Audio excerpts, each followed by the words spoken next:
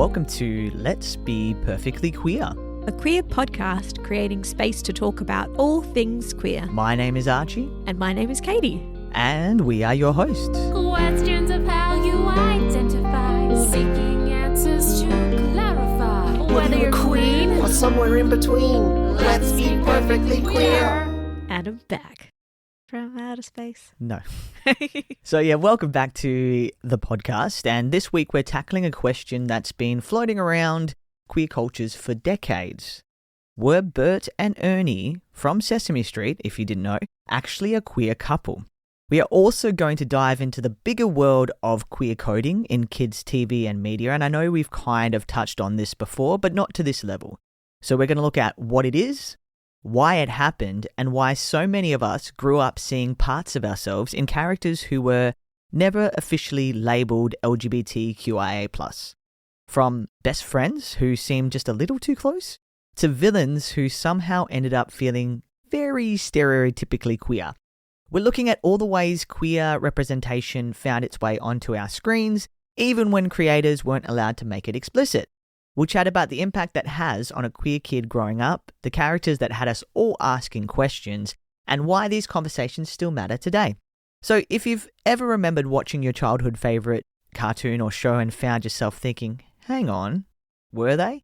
Then this episode is definitely for you. But first, of course, let's look at the Bert and Ernie debate.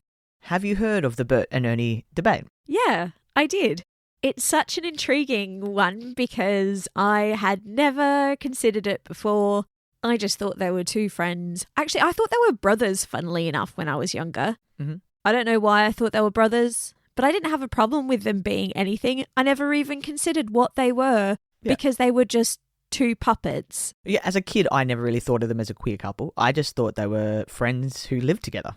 Yeah. I didn't think they were brothers, though. Did you not? No. Oh. I thought it was like that combo of, you know, when you've got siblings that are nothing alike, they kind of hate each other, they love each other, they look totally different. I just thought it was that. Yeah. And maybe I was reflecting on my own siblings. I say siblings as if there's more than one. Anyway, I feel like you don't think about it as a kid. You just take things for what face value is. And then it's society and other people who put so much more emphasis on it. So you never really think about it, do you? Yeah. I just thought that was Bert and Ernie. But have you heard about the debate? Oh, yeah, 100%. Sorry. That's okay. To answer your question, yes, I have heard about it. Let's move on. Yeah. So if you didn't know, Bert and Ernie are a famous duo on Sesame Street who live together and are well known for bickering like an old married couple. And because of the way that they are portrayed in Sesame Street, there has been quite a few LGBTQ+ people who have been questioning whether the pair were more than just friends. Yeah, but to interject there, bickering like an old married couple is also very similar to bickering like siblings. Yeah. It's so funny when people are always like, oh yeah, they were like an old married couple, and be like, well, it's exactly the same way that siblings fight. Yeah, I'm just going from the feedback and the research that I found. Don't. Sorry, my dear. Creators of Sesame Street have always said that Bert and Ernie are just friends. They have said time and time again that they weren't written as a couple and were never intended to have a sexuality. They were designed to teach kids that very different people can still deeply care about each other. But that hasn't stopped generations of viewers from reading them as something more, because the way they interact, the closeness, the domestic life, the dynamic, because they clearly loved each other even while driving each other insane. It reflects relationships that a lot of queer people recognize. And here is where the debate gets interesting, and it shuts your theory down. Sure. So, former Sesame Street writer Mark Saltzman said Bert and Ernie's relationship, in his mind, were written like a couple. And it was actually modelled after his own relationship with his life partner, Arnold Glassman. Oh, poor Arnold. Saltzman in his interviews has talked about how in his own relationship, one of them was more organised and particular, while the other was chaotic and messy. Which honestly sounds exactly like the classic Bert and Ernie dynamic we all grew up watching, or well, most of us grew up watching. He also joked that while he looked more like Bert, he was actually the Ernie in the relationship. But despite that, Sesame Workshop, the creators of Sesame Street, has always maintained that Bert and Ernie are simply best friends. But the reason this conversation has lasted so long is because whether they were intentionally written as queer or not, a lot of LGBTQ+ people still saw themselves in that relationship. Yeah. Well, it's a normal relationship dynamic. Yeah. Whether it be queer or not. See, this is where I get caught up a little bit, if I may go on a tangent, is that relationships, whether queer or not, they're still just human interaction between two people. Like, you could see that dynamic in even a heterosexual relationship. So it's funny that, or even like a friendship, I still get so caught up on the labels. That's what gets me. Can I play devil's advocate right here? Do.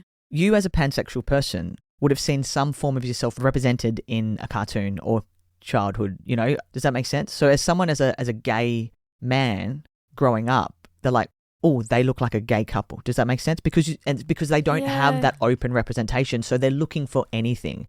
Where you, as a pansexual person who has liked both men and women, you've seen some form of yourself represented in childhood movies, television shows, etc. So someone who is a gay man has never seen that as a child growing up. So to be all like meta and stuff, it's actually nothing about Bert and Ernie. It's about what we put onto Bert and Ernie. Yes and no. Mm-hmm. Because the way that the characters have been written, they've been queer-coded. There's elements in there which could allude to them being a queer couple. Because if you think about it, Bert is he has some gay stereotypes to him in his mannerisms, etc. Sorry, I've not actually watched Bert and Ernie for a very long period of time. So I'm trying to remember this. Really, have you watched them recently? Not recently, but I remember thinking, oh, he's a little bit different. Are you trying to tell me that he's camp or something? Not camp, but there is a part to him that he could be a little bit stereotypically gay. All right. I almost feel like we need to take a break for a second and then go watch something, but we won't. I'm so intrigued. Okay. Yeah.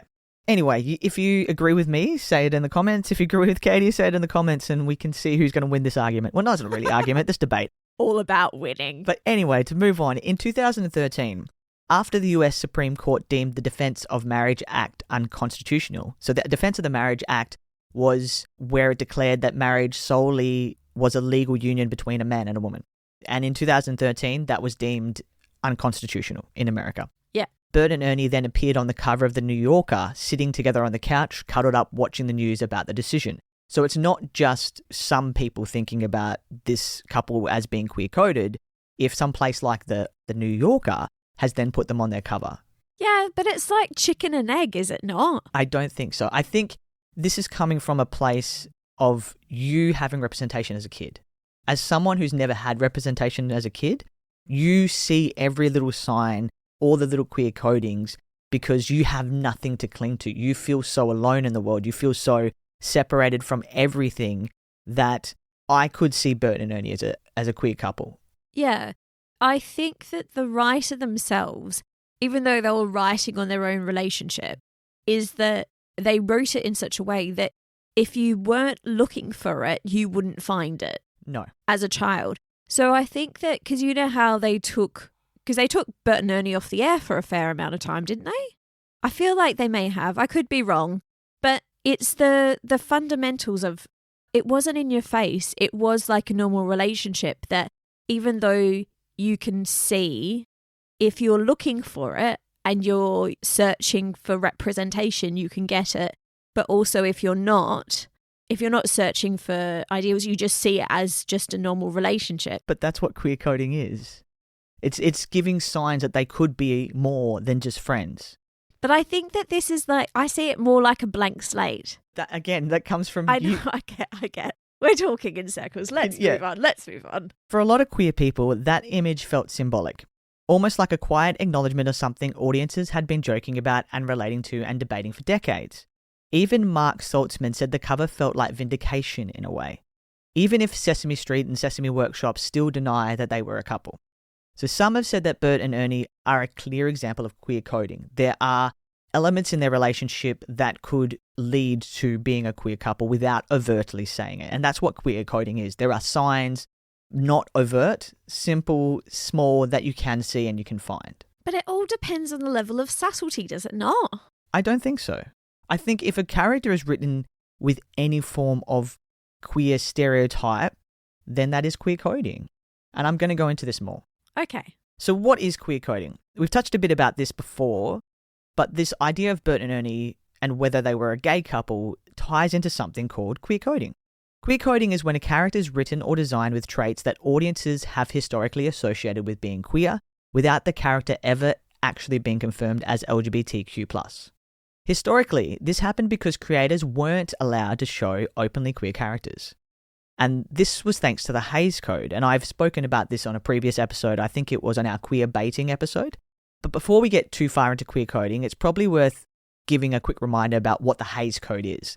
So the Hays Code, it was a set of censorship rules used in Hollywood from the 1930s right through to the 1960s. And it basically controlled what filmmakers could and couldn't put on screen. It was the idea that movies had to promote what was considered good moral behaviour, and villains had to be punished, crime couldn't pay, and anything seen as immoral couldn't be shown in a positive light. There were rules around everything from nudity, swearing, religion, relationships, and even how people were allowed to kiss on screen. The problem was that those moral standards were based on a very specific view of the world: white, heterosexual, cisgender, and conservative. So anything outside that was often treated as inappropriate or unacceptable, and that included LGBTQ+ people. Queer characters couldn't be openly represented in a positive way, and in many cases couldn't be represented at all. So writers, actors, and filmmakers started getting creative. Instead of saying a character was queer, they would hint at it through mannerisms, relationships, dialogue, fashion, or subtext. And that's where a lot of what we now call queer coding really began. Okay. But does that make sense? It does. And I think that where my viewpoint comes into this conversation is that I'm directing it around the people that I see in our lives. And if it's against the Hays Code, which is what people determined as what was normal and what was acceptable to be presented, that our lives generally, nothing would have hit the Hays Code if you actually look at it. So when I see Bert and Ernie and think of their relationship, I would see that similar to any relationship that we have within our lives. But because we have beautiful people in our lives where we have friends that don't have to necessarily sit within gender norms, or it's almost like boundaries have gone out of the window. You do what authentically is you, if that's safe to do so. And so that's probably why coming into this, I was like, oh, it's like any relationship, whether you're queer or not, but it's because it's not my views coming into it with my bias, is that my views are based around what we see, which we have this beautiful life. I guess. You're like, no. No, I could see where you're coming from, but I think that in this day and age, we're getting, But you're looking at it at this day and age, not when it was written. I know, So that's you the need thing, to go isn't back it? to Yeah. the intertextuality and the contextuality of the time that it was written. Yeah. You're right. Yeah, you're right. It's true.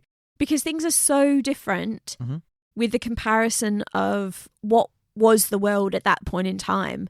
Was that perceived as normal? Yeah, okay. That makes sense because it would have been queer-coded then. Right now it wouldn't be queer-coded, but then it was. Yeah. And that's why we're talking about the debate that's been happening for decades. All right. I'm just saying, were they queer back when it all first began? Yeah. You know? It's like, was it revolutionary at that time? Yeah, probs. Yeah. But let's look at some other queer-coded characters. Bert and Ernie weren't the only fictional characters to end up in these conversations. There's actually a long history of characters being called secretly gay, usually because they didn't fit traditional ideas of masculinity. But before I go through my list, can you think of any characters off the top of your head when you were growing up that you could say, yeah, they were queer-coded? Do you know, there's none that I would have thought of when I was a kid. Yeah. But then, like, when I was a kid, I didn't have any queer people to say, oh, yeah, that's what queer looks like. Mm-hmm. But I know that there were certain things that got pulled off broadcasting when we were younger with the idea of, oh, no, that's too queer. And I think that there was like Noddy got pulled off. I'm not sure about Noddy, but I could see that. There was a couple of other ones, like childhood programs that we had that got pulled away. It wasn't like Bill and Ben the Flower Pot Men, but it was like there was and usually it was male presenting I was going to say creatures because like Characters. thank you. Yeah. Characters, because I'm like, in most childhood things, it's not like you're not dealing with just humans. But yeah, there were a couple of things that I remember being pulled off when we were younger. And you're like, oh, what happened to that program? And it came with this larger conversation, was like, oh, that wasn't appropriate for kids to be viewing, even though kids knew nothing about any of the political agendas that people had put to it. It was just that we enjoyed a program that had a unicorn that may have been in a relationship with another unicorn who cares about the gender. So some of the characters are Tinky Winky from Teletubbies. At the time, there were people claiming the purple Teletubby was gay-coded because of things like his voice. He had a handbag, and even the triangle antenna on his head, kind of people were like, it refers back to the pink triangle. I hate to say it, but are the Teletubbies, do they have a gender? I think they're all boys. Oh. Yeah, I think so. And then like, I do remember people like handbag, and the mannerisms of the Teletubby was quite feminine. Yeah, I just assumed that they were all just like non-gendered, because you've got Lala, which if that's a boy, as well as like the mannerisms of Lala and Poe. Because I thought they didn't have a gender, but then someone came out and said that they were Dipsy. boys. Yeah. I was like, I literally was doing the song in my head. Yeah. Right? Also, SpongeBob SquarePants. So SpongeBob was accused of promoting the gay agenda, mostly because he's incredibly joyful, expressive, and a bit theatrical, which kind of is stereotypically queer. Did you pick that one? Yeah. Yeah, fair. I'm going to tell you some more in a second, but what is interesting is a lot of these accusations, and we kind of mentioned it with you, are about male characters who are soft, emotional, expressive, domestic, or just don't fit into rigid masculine stereotypes. So you can see the issue was rarely about the cartoons themselves. It was about gender roles and expectations. Yeah, I mean, definitely. Back in the day, what people perceived as masculine was like a character like Popeye. Yeah. But if you saw something like, what was it? It was either Popeye or, you know how you had Bugs Bunny, and Bugs Bunny had that pig as a friend who was Elmer Fudd? Was it Elmer Fudd? I can't remember. Oh no, Elmer Fudd was the guy who tried to shoot. Yeah, he was the one who tried to shoot Bugs Bunny. But like, you either had two characters that were masculine. You either had the stereotypical butch Popeye kind of person, or you had the wimpy kid. Yeah. There was only two options that a man could be, and you couldn't be anywhere in between that. So I think that, yeah, if you looked at anything that were diverse from that, which was somebody who might have emotions beyond just anger and... Yeah. Yeah, so mainly it was the male characters, but on the flip side, it also was the female characters with masculine tropes. So like, or masculine mannerisms and stereotypically attitudes that are masculine. Like, for example, the mum from Rugrats. From Phil and Lil's mum. Yeah. They were like, you know, she's a lesbian, she's masculine, she's single by herself. We never really see the partner. Do you know what? That's so funny, because I do remember thinking when I was like 5 and watching Rugrats and being like... when they said that she had a husband, being confused. Yeah. Maybe I wasn't 5. I must have been older than that. That's quite a big thing to be thinking. So on the flip side, queer audiences were often doing something very different with these characters, seeing familiarity, comfort, and representation. Especially in places where nothing was ever officially labelled or confirmed, you could read between the lines and have that comfort of belonging and representation. And there's also characters like Peppermint Patty or even the Powerpuff Girls. They became part of a queer pop culture conversation because people saw pieces of themselves in these characters. Sometimes representation isn't just about what creators officially confirm, because sometimes it's about what audiences see, connect with, and hold on to. And this is where I wanted to get to this before. I was like, I've written it. Don't talk about the Bert and Ernie stuff just yet, because it's about what you see. Do you know what? Just thinking about all the different things we grew up with, you know how in the Bugs Bunny realm, Warner Brothers realm, it had those 2 skunks? Yes. And had one skunk that was very Italian. The French one, the Pepe Le Pew. Oh, is it French? I thought it was Italian, but no, it makes sense. Maybe it was Italian. I thought it was French. No, it probably was French. But even with that, I remember when that character was out, people didn't, stereotypically, people were like, oh, what is this character? Because first of all, they seen it as a foreigner. And secondly, it didn't fit into the norms. So people didn't really know where to stake this character. Yeah. Similarly to as that has grown and we've shown diversity in child's programming because we have a diverse world, that these things, even though characters initially like Pepe Le Pew have evolved to actually represent more of what the human race looks like. And there's another one that just came to my head. So Captain Planet, and you had the character who was Earth. Yeah. Had quite, because it was Love? Oh, maybe Love. Yeah, because it was a stupid one at the end and everyone had powers. He had Love with his monkey. He was a male character, but he was Love. Yeah. And so then there was that kind of the queer coding and the sensitive, the emotional. Yeah. Androgyny a little bit as well. Yeah. So other characters people have read as queer over the years are Velma Dinkley from Scooby-Doo, who a lot of people clocked long before it was ever confirmed that she is a lesbian in newer adaptations. Really? What? Yeah. The one with, when we say new air, I feel so like old. cartoons and stuff. Oh, because I'm like the Not next in thing. movies, no. Right. I was thinking of like Sarah Michelle Gellar and all that style. But I'm like, that's not new anymore. Yeah. People also related with Shigo from Kim Possible, which we mentioned on our queer baiting episode. She's the one with who's green, that has a black upper lip, who's really hot. Yeah. Cool. Chaotic, confident, and very much part of the queer-coded villain trope. Damn straight. Even characters like Elsa from Frozen, who people connected with through themes of hiding and who you are. 100% she's gay. Also James and Jessie from Pokemon. Yeah. Team Rocket. So I've always tried to figure out, again, another tangent. Yeah. Are they brother and sister? Are they friends? How do they even know each other? Good question. When I was a kid, I always thought they were brother and sister. Yeah. And that, James was the gay brother. But yeah, no idea. He's a bit weird. Now, not all of these characters were intended to be queer, like you've mentioned before and you keep harping on to, but that doesn't mean that the connection isn't real. Excuse me, monsieur. But it doesn't mean the connection isn't real. One franchise is known for being particularly bad when it comes to queer coding. What do you think that franchise is? Bad as in they do a lot of queer coding? Yes. Okay. Franchise. Mm-hmm. Do you mean like Disney or? Yeah, like franchise, Disney. Yeah, I would say Disney. Correct. So Disney is the franchise. A lot of people have pointed out that for decades, that queer-coded traits were often linked to the villains. And Disney has been notorious for it. Oh. Have you noticed that at all? No, I haven't. How have you not noticed anyway? I've never really thought about it. No? Just let this little pan person sit here. I have no idea about shit, mate. So the Disney queer-coded villain trope is where things start to get complicated. For a long time, queer people were left looking for ourselves wherever we could because we weren't in mainstream media. Sometimes that meant identifying with characters who were never explicitly queer but who had traits, mannerisms, relationships, or personalities that felt familiar. And very often, unfortunately, those characters were villains. I'm just like, hurry up and tell me, mate. I'm so interested. And again, Disney did not make characters openly queer, but they gave villains traits that audiences culturally associated with queerness. Think of characters like Scar from The Lion King or Jafar from Aladdin. I never thought either of them were queer. Did you? Yeah. Oh. These characters aren't openly queer in the films, but queer audiences have often pointed out the way they are portrayed, the theatricality, the flamboyance, the gender nonconformity.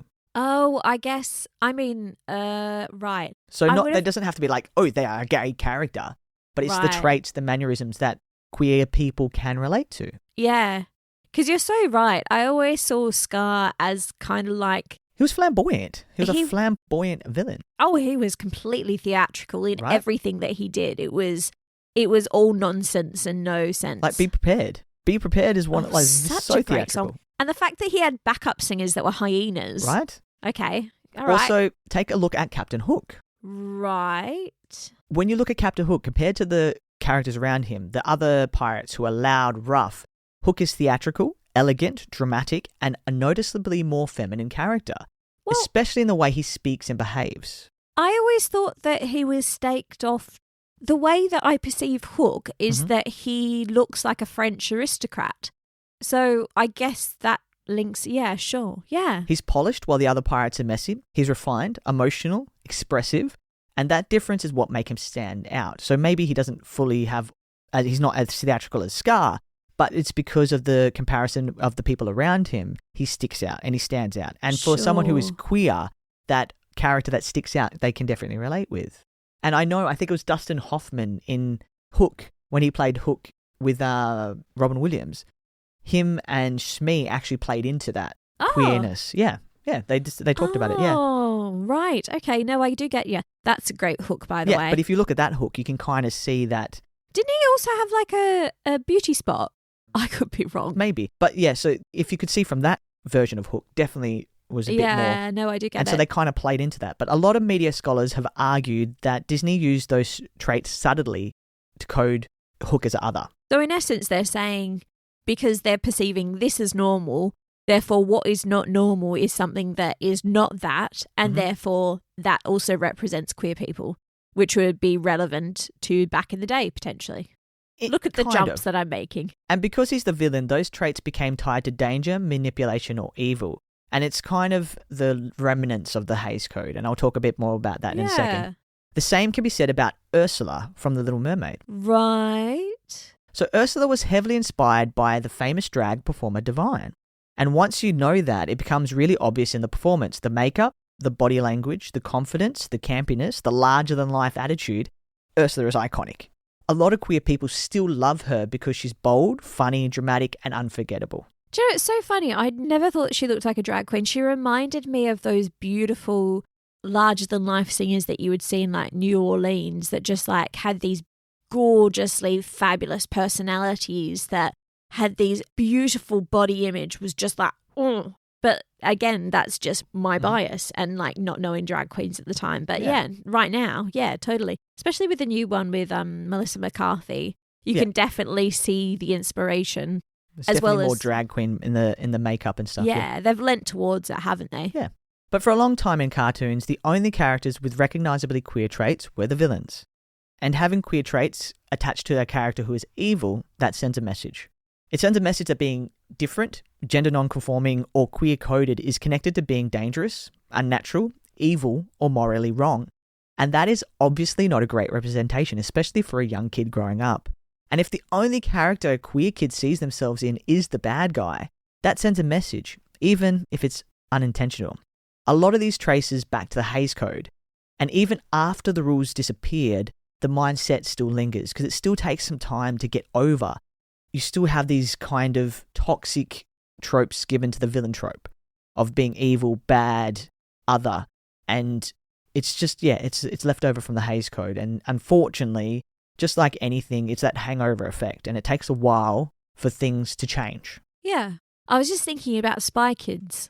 Yeah. Because you know how in Spy Kids, most of the villains, it's been a long time. Yeah. But like most of the villains are very flamboyant and very eccentric, theatrical, that you can see that even though we've come so far, you can still see the remnants. Like you're saying, you see the remnants through history getting a little bit better, but then also still having that representation. Yeah. And the reason queer coding is such a complicated thing is because historically, queer characters in media were very rarely allowed to just exist as queer people. People could look at Ursula or Scar and think, okay, maybe the film doesn't say this character is queer, but I recognize something there. And the main issue with Disney and queer coding their villains is, well, who is the target audience of Disney? Kids. Generally kids. And if only characters who are allowed to be visibly different with queer traits are villains, then audiences can begin to associate being different with being bad. Children are impressionable and learn through stories, especially when they're really young. You know, you read storybooks to them, some of the first movies that they might see might be Disney. And so seeing villains with queer traits, they then associate those traits with being queer and evil. And children learn about the world through stories. They learn what heroes look like, what villains look like, what is rewarded and what is punished. The villain characters often in stories have been used to encourage children not to act a certain way. And the message doesn't have to be explicit to have an impact. A child may simply learn that behaviours associated with a villain are things to be mocked, avoided, or treated as threatening. When the same patterns appear again and again, like the traditional masculine hero standing in opposition to the flamboyant or gender non-conforming villain, those patterns can contribute to what researchers have described as a psychological association between queerness and evil. The child may not walk away thinking queer people are evil, but they may learn that certain ways of speaking, moving, dressing, or expressing yourself are connected to the bad guy. And what begins as a fictional character can become part of a much broader cultural idea.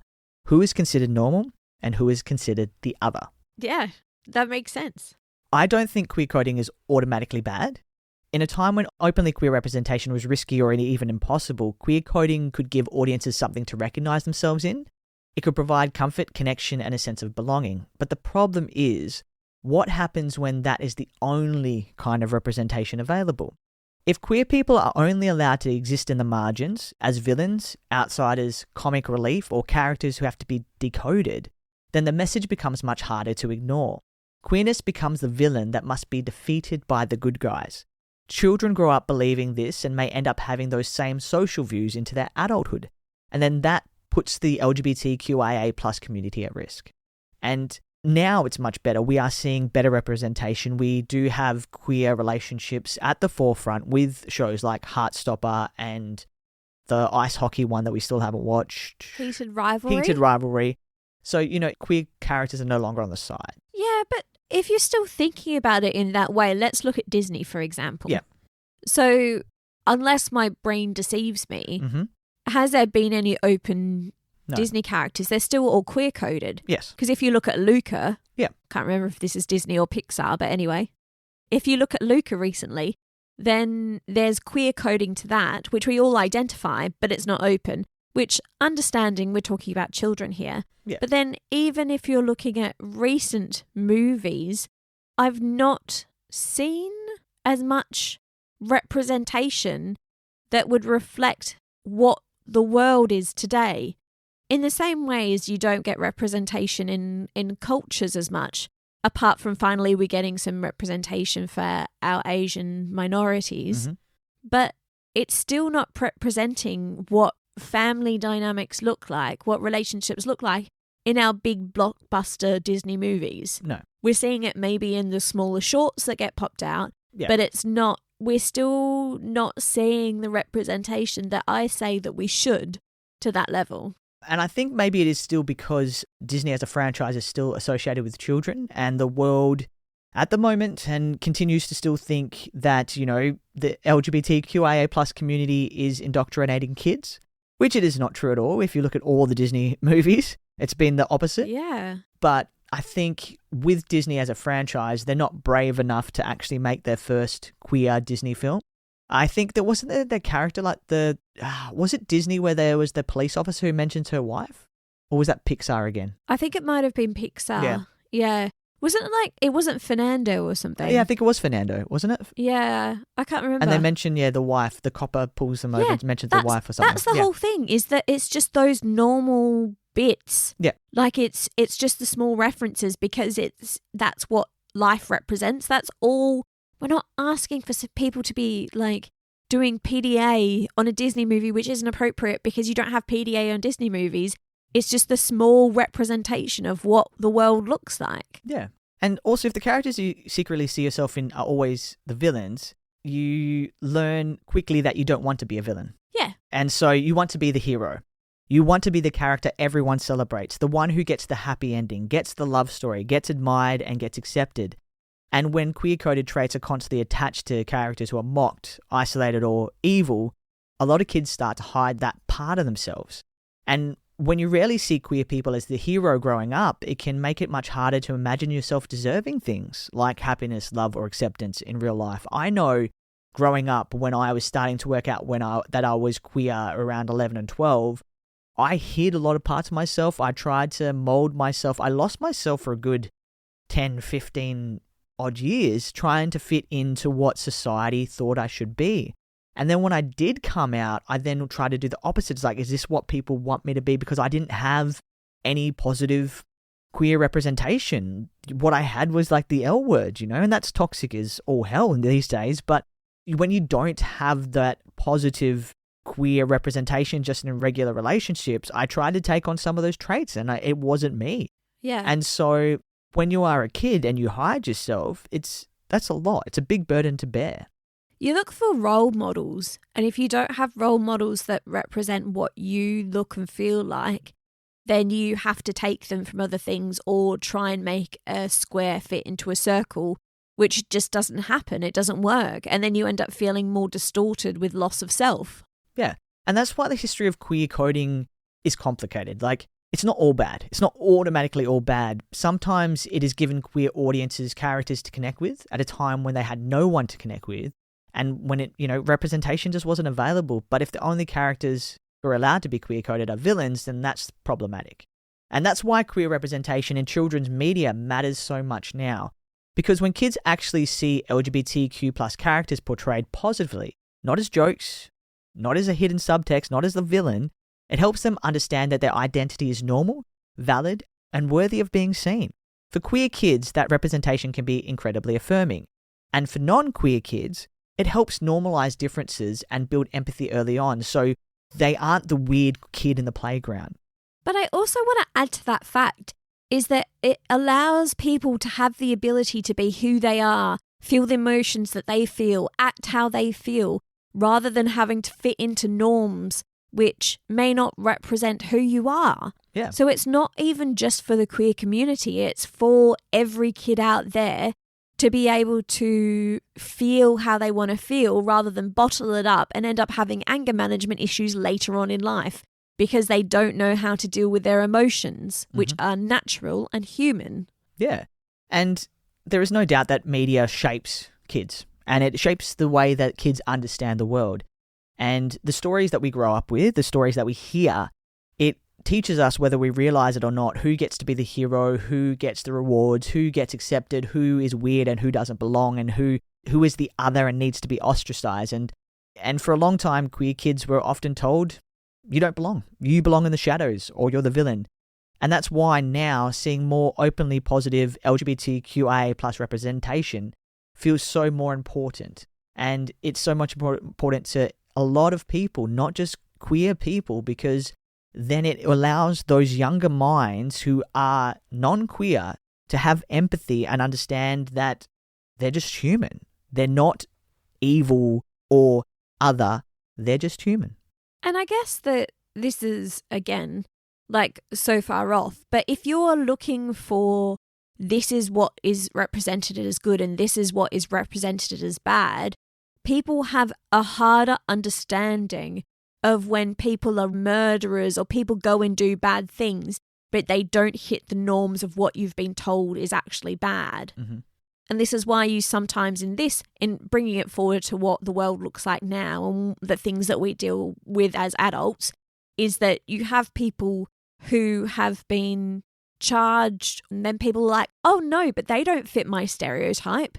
And it's understanding that bad doesn't look a certain way and good doesn't look a certain way. People are grey. People are all grey in the differences of their values and how they present themselves and how they look. Therefore, things that tell us that this is what is bad and this is what is good is not useful to us in our assertion of what is actually real. But what other characters do you know that were queer-coded?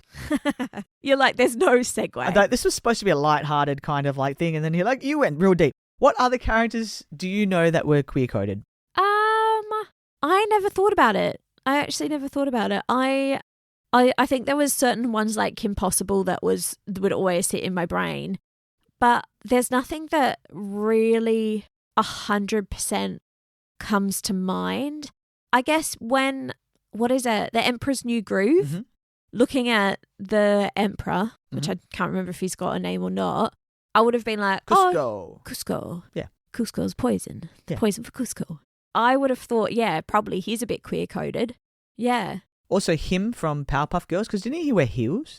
I think I'm so. trying Yeah, stilettos. Yeah. Like pointy Lady Gaga stilettos. Yeah. I never really watched the Powerpuff Girls, but You also have Hades from Hercules. He's a little bit flamboyant in his mannerisms. yeah.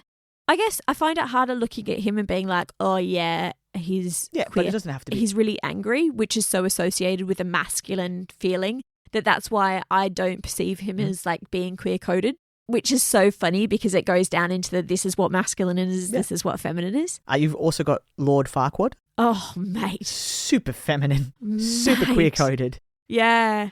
Shrek actually did really well, didn't they? Yeah. Sorry, we're all thinking about the Really same well, character, really aren't bad, we? but yeah, anyway. No, really bad. Really bad, really good. I don't know. It is honestly like a fever dream. That character in the dress in the pub that's got the eyebrow that goes all the way across. Character in the dress of the pub. In the purple dress. I don't remember. Is that from Tangled? Could be from Tangled, because I don't remember there being a pub in Shrek. All right, let's move on. But yeah, so there is so many different characters growing up, and I know as soon as we stop recording, we're going to think of a whole lot more. So if you want to share any of the queer-coded characters you grew up with, leave it in our comments, and we can we might even share some of the ones that you've come up with in a future episode. Yeah, absolutely. But so let's look at intention versus interpretation. We're almost there. This is where people sometimes push back, and this is where you've been pushing back. But the creators said they're not queer. You're reading too much into it. And sure, intention matters, but interpretation does too. And once a story is out in the world, people connect with it in their own way. You can't control that. And if queer audiences see themselves in a character, that isn't wrong. That's just how storytelling works. And the good news, things are changing. We're seeing more openly queer characters in media, especially in kids' shows like Heartstopper and Heartbreak High. Like, not child shows, but, they're like kind of teen level shows. So we do need to see it more in more younger cartoons and stuff, but even not overtly, but, having those positive queer representation or queer coded characters, which means, future generations won't have to rely only on subtext and coding and looking at the villains. But at the same time, these older characters still hold a special place because they were a part of how a lot of us figured ourselves out. True.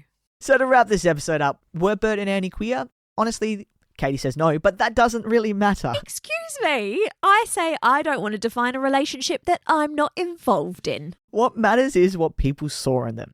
Because what matters is that for a lot of LGBTQIA plus people, Bert and Ernie, they weren't just puppets. They were one of the first times we recognized something familiar in media, and even if we didn't have the language for it yet. Finding pieces of ourselves in characters who are never explicitly labeled as queer is what was beautiful about these kind of cartoons that we grew up with. Sometimes it was through relationships like Bert and Ernie. Sometimes it was through characters who didn't fit traditional ideas of masculinity or femininity. And sometimes it was through the villains. Queer coding filled a gap where we didn't have representation. And thankfully things are changing, but those older characters still matter. Because for many of us, they were a part of how we started to look at ourselves and understand the world and how we connected with the world and how the world connected with us. But maybe the question shouldn't be, were Bert and Ernie queer? Maybe it should be, why did so many of us feel seen? That's beautiful. But yeah, thank you for listening all the way through. Oh, no, it was a great you. episode. You did it. That was fabulous. This has taken me a long time to research because I've actually read a few papers on this. Went down the Google Scholar route because when I was looking at the other kind of Google stuff, it was very... Bias? Not bias. It was very sugar pop, right. like Gossip. Gossipy. And I was like, this is not what I want. So I actually read a lot of papers. And so I've read a few links, But read you a lot of didn't papers. watch any Bert and Ernie. Well, no, because I grew up on Bert and Ernie. I know that. I'm going to show you clips afterwards, and then you're going to say, oh, yeah, I was wrong. So thank you for listening all the way through the end. We hope you enjoyed this episode. And if you did, don't forget to rate, review, and subscribe, and share it with a friend. And why don't you share with us what characters you grew up with queer? Yeah. What was your queer awakening? Exactly. Which cartoon? Was it Bert? Was it Ernie? Was it Velma from Scooby-Doo? Was it Elmo? Could have been Elmo, sure. See, this is what people aren't talking about. Was Elmo asexual? Anyway, let's move on. That's an episode for another time. But thank you so much for listening. If you did enjoy this episode, please let us know. And if you'd like to hear more episodes like this, get in touch. Or if you have an idea for any future episodes, let us know as well. And until next time, I hope that we have been perfectly queer.